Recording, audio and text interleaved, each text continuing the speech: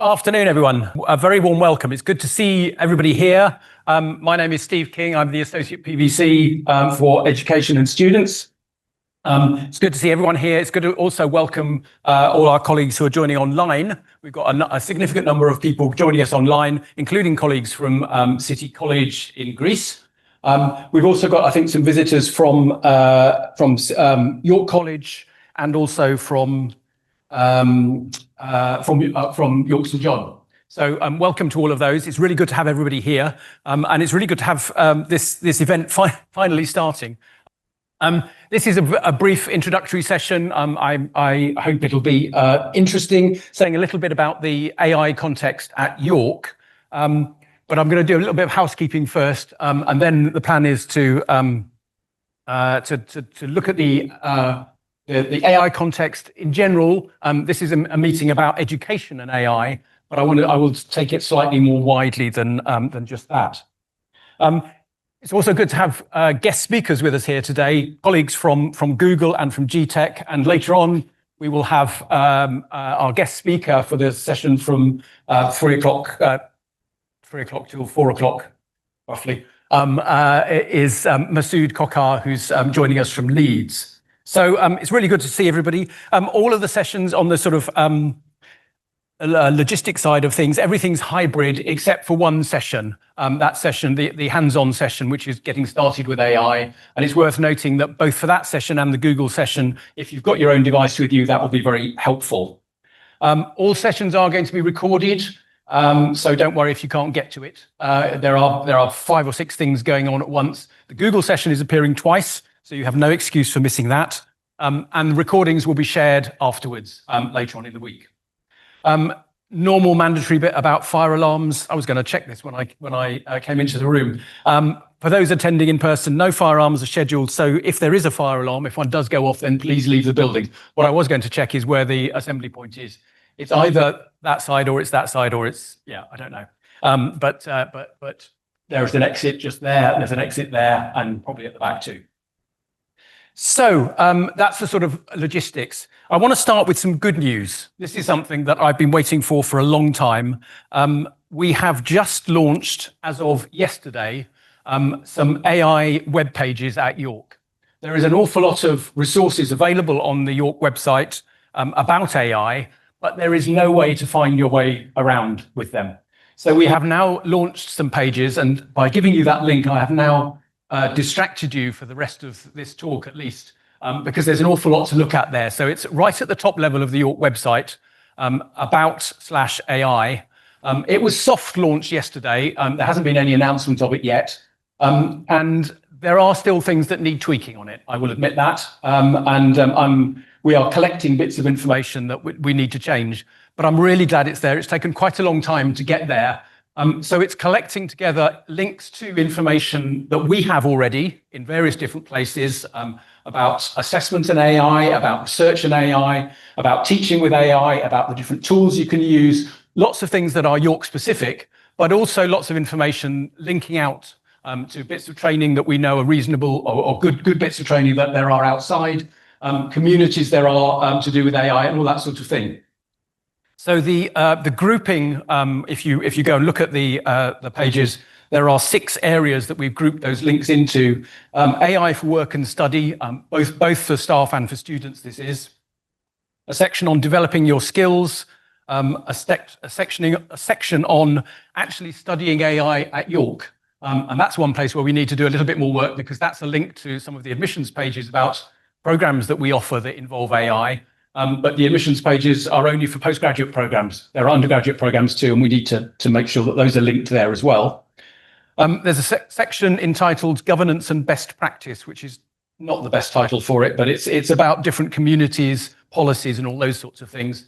And then the last 2 are perhaps the most important ones: AI in education and AI in research. So when you're bored with what I'm saying, or what other people, no, you won't be bored with what other people are saying, please go and have a look at these web pages and see all the things that there are available there.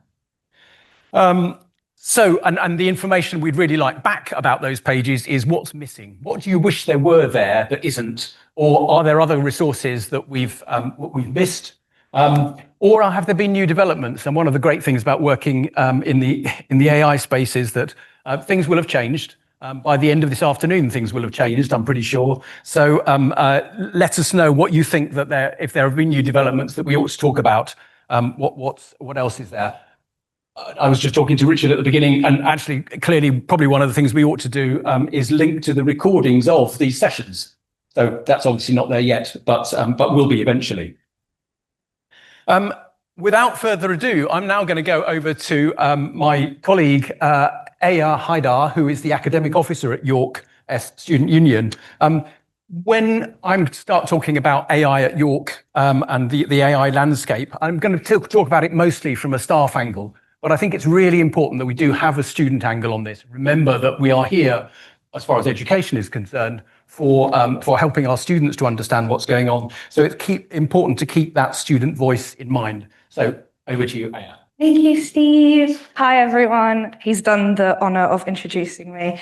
So I have divided it into two sections. So how students view and use Gen AI and the major concerns regarding Gen AI. So 3 main points from what when I spoke to students, what they told me is that they use AI as a tool for efficiency because they find it useful for administrative tasks and view it that it's effective and it's a necessary skill for in the future workplace, because they say in the workplace speed and efficiency are more valued than taking your time. The second point was a temptation for laziness, as I've titled it. Students have admitted that using Gen AI, they've done it out of laziness. And even though they are aware that it may lead to a decline in intellectual curiosity and an ability to articulate their own thoughts, so they have admitted that sometimes they just do it because they can't be asked. But it's good that they've admitted that, because honesty is very good. And the last one is that some students choose not to use AI at all. And their reasoning is that doing so would devalue their degree because they've invested in it, and it would take away from the personal satisfaction that comes from doing the work themselves. So that's kind of a quick brief overview of how they use it. And in terms of major concerns regarding the use of generative AI, the first point is like I've said earlier, the impact on critical thinking and learning. So the most kind of significant concern is that it's used for critical thought instead of understanding. So there's a fear of delegating to computers, which risks the students not engaging with the text deeply or challenging their own biases, which they've told me. And they've also, and they feel that the university should be learning, when they come to university, they should be learning to think critically and form arguments, which they can't outsource from a machine. The second one is academic integrity and the devaluation of education. So it sounds very fancy, but it's not. So there's a high frustrations with peers who use Gen AI for the bulk of their assignments, which students see as devaluing the effort of those who do the work honestly.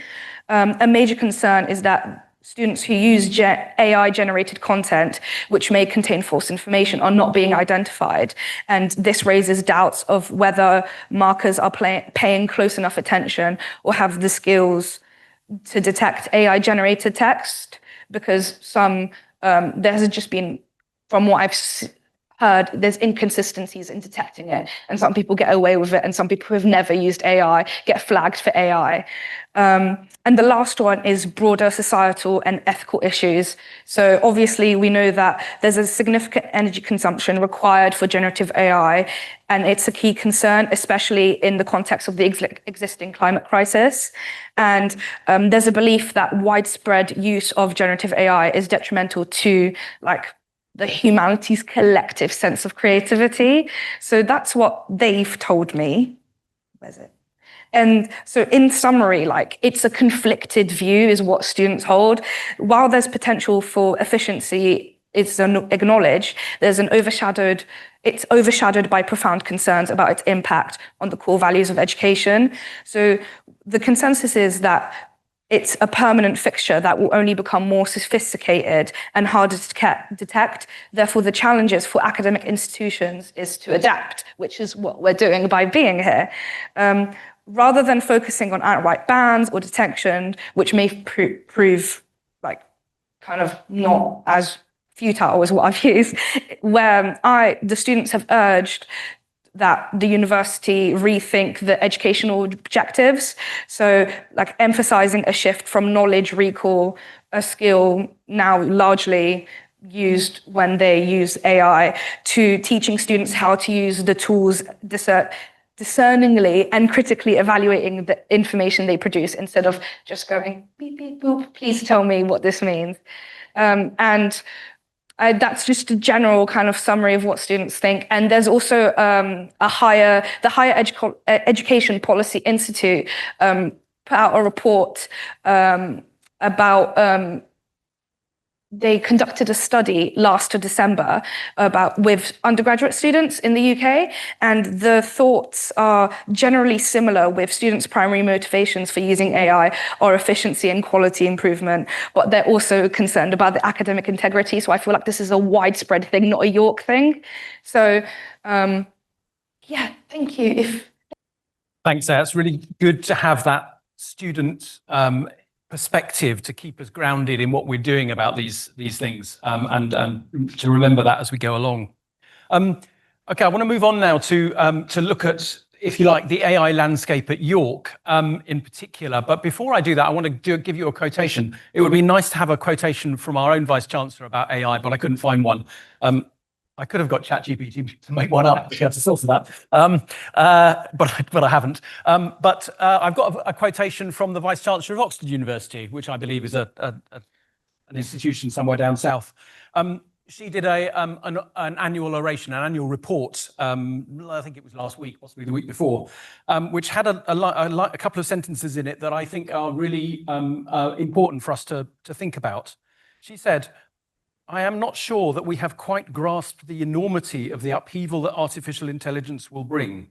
The disruption will be orders of magnitude bigger and faster than we have witnessed before, and we won't have a generation or two to adapt, as we had in the Industrial Revolution." Actually, really interesting hearing that coming from the Vice-Chancellor of Oxford. She then went on to talk about how wonderfully Oxford was preparing for it, which I'm not going to go into now. But the one thing I will say, coming from that, what we don't have at York is an overall AI lord and master, if you like. There isn't somebody who is in charge of AI across the institution. I'm in charge of AI for education. There's somebody else in charge of AI for research. There are others in charge of AI for professional services. There's impact in all of those places, but we don't have somebody in overall charge. And if there were somebody in overall charge, and it's not going to be me because I've got too many other things to do, then it would be much easier to run something like this that is covering everything. But I have made that point to various senior leaders, and it would be interesting. It'd be great if we did have something like that. It'd be interesting to see what Masood says about the situation at Leeds, for instance, later on, about whether they have somebody who is the AI lead. But anyway. But we do have, as I say, people who lead in these particular areas. So those are the areas that I'm going to cover. And clearly, most of the rest of the day is about AI in education. But I did want to cover the other things as well. So on the education side of things, we've had a working group for University Teaching Committee, now University Education Committee. We've had a working group on AI, Gen AI, for a couple of years now. There was, and then there are various achievements we've actually managed with that group, as well as some interesting discussions. There was a position statement for the university, which was endorsed back in May by UTC then, but nothing's happened to it since. And it basically says what the university thinks about education, about AI within the education sphere. It endorses the Russell Group principles on AI. These slides will be available afterwards, and there are links there. I'm ashamed to say that the position statement isn't on the new AI web pages. That's one of the bits we've got to add. But we were actually waiting until the web pages appeared before we tried to publicize that position statement, because that was the obvious place for things to go. So there is a statement there, and it's worth having a look at, worth having a read. You can see what the university teaching committee's position on AI is.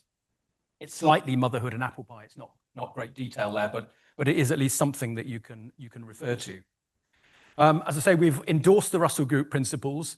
The other thing that we've managed to do is to do some work on assessment and AI. So there are a couple of things there. One is there is an AI integration in assessment framework that was produced by another institution, but has been piloted in School for Business and Society, and now is being piloted, that was last year, and is now being piloted in 8 departments across the institution. That's involving telling students on a scale of 1 to 5 how much AI use is acceptable in a particular assessment. It's not saying what that level should be, whether it should be no AI or as much AI as you like. It's simply making clear to students what is acceptable in that particular assessment. So we will see when we evaluate that after semester 1 whether that's a useful thing to have been doing. And the other thing that happened actually quite a while ago under SCA was a rewriting of the relevant part of the academic misconduct policy to introduce this or retitle the offence of false authorship to include not just what we used to worry about, which was essay mills, but now also things that are generated by AI. So that's the sort of things that the education group has been working on. The research group, on the other hand, they were more optimistic than we were on the teaching side. They decided they could have a task and finish group. I don't think we're ever going to finish dealing with AI. So we've just kept a working group that will keep on going until we've solved the problem, and I don't think that'll be in my lifetime. So they had a task and finish group, and they've done some great work.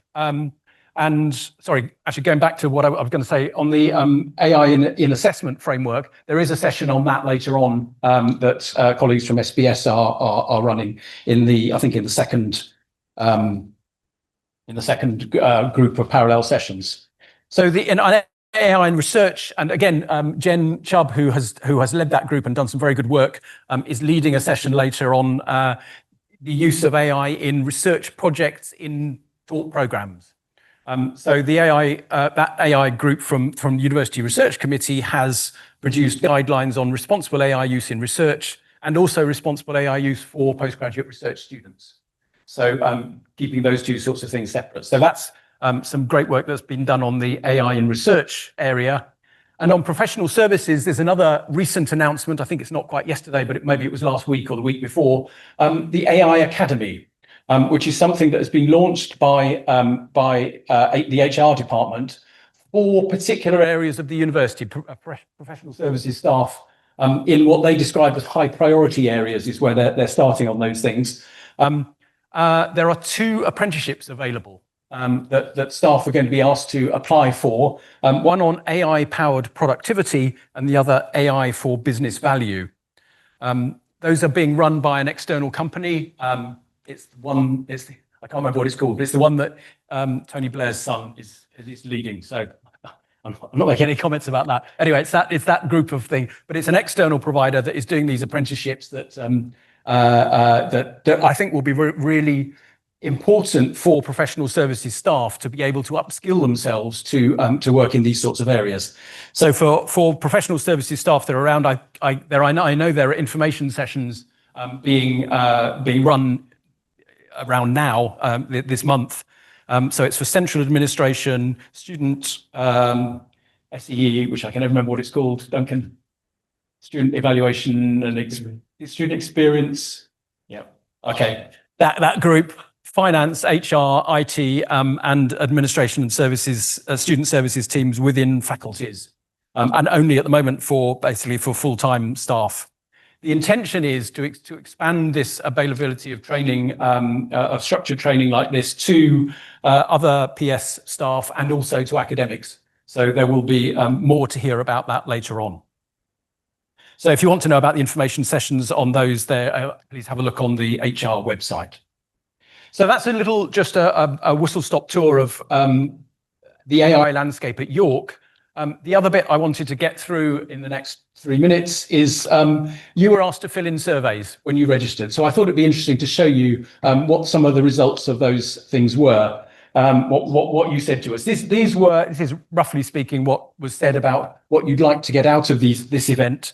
And there were various themes that came up, ideas for teaching and assessment, how to integrate generative AI in teaching and assessment ethically, an important part of things, various other things about the university's approach. So that's the sort of ideas of what people were hoping to get out of the event. And I think we've got something which will cover a lot of those areas. A question was asked about how far generative AI is integrated into your teaching and assessment practices at the moment. So if we look at the areas going from the largest to the smallest, 35% said not at all. 22% said I refer to it to my students with my students, but don't actually include specific activities. I think that's the end of that there. 18% said I do include specific activities to do with generative AI. And then there were a host of smaller answers that we got as well. So it's quite interesting to see where we are at the moment. There were also some questions asked about confidence. How confident are you about integrating generative AI into your practice? So this is going from least confident to most confident. 6% were extremely confident, down to 21% being not confident at all. So a wide range of confidence levels in staff. Skills level is the other one, and that's a nice normal curve that we've got there. And this is how you rate your skills compared to the university colleagues. So I think if we get a normal distribution on how you rate compared to colleagues, then I think something's going right. Doesn't mean we've got all the training in place that we've got at the moment. But it's interesting to see that quite a significant proportion think they're below average. Also, quite a significant proportion think they're above average. But of course, those that come to this sort of event are a self-selected sample, if you like. So the question is about a shift in language from what there was previously, which I think maybe there wasn't very much previously. I think that's probably it. That what was there to a state now where we're sort of encouraging use, et cetera, et cetera. I think probably what I would say about that is that what was there previously was the stuff about misconduct. Okay, so that when we didn't have much up there previously, except thou shalt not use it in ways that are wrong. And therefore, what we're going to now is, I think, something that is far more realistic. We are in a world where we have generative AI. Students are going out into jobs where there is AI, and therefore we just have an obligation, but really to students to work with things in that way.